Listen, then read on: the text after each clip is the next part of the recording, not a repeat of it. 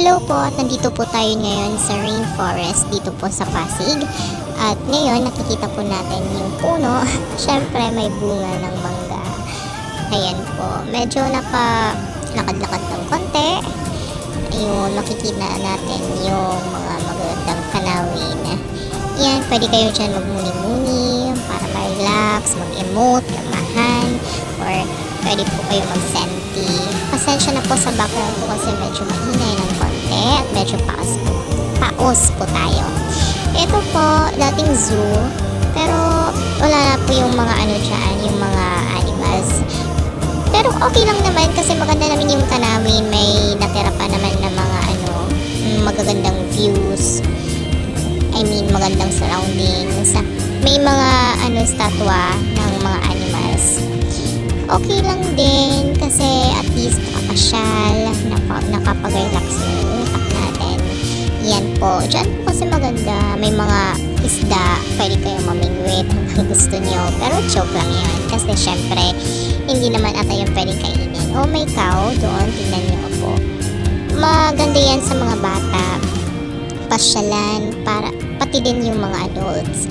Kung may problema kayo, gusto nyo mapag-isa, gusto nyo mag-relax ng kaunti, dyan po. Na timing lang po ng pagpunta namin kasi may artista po dyan, mga artista. Yan po, wait lang, yan po. Pwede po kayong wish po. Ayun. Balikan natin. Dyan po, nasa puntahan po na yung medyo napulog na. Dyan po, may artista po kasi nag-shooting, medyo na timing po kami. Habang naglalakad kami dyan, meron pong mga naka-standby. Ayun. Marami pong bilihin dyan.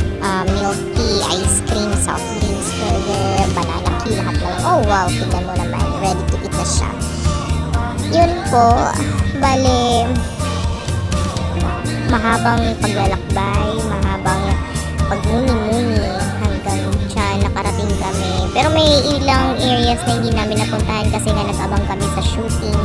Marami kami nakita artista, pero yung iba hindi na namin na videoan kasi nga pinagbabawal.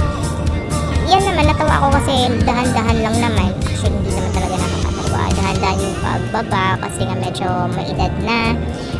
Yung swimming pool na yan, pwede yan sa mga athletes. Yan. Kung gusto mong matutong lumangoy, dyan pwede ka rin. May pang adults, may pang bata yung swimming pool. Actually, malawak siya. Yun, may puno na naman ng mangga. Pwede kayong pumitas hanggang gusto nyo. Actually, lang kayo sa may-ari.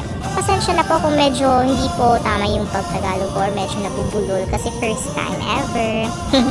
Pero natutuwa po ako kasi marami pong mga bata dyan na syempre happy sila kasi nga nakakapaglaro. And then, affordable yung entrance dyan sa pag-swimming, 100 ata lang yun.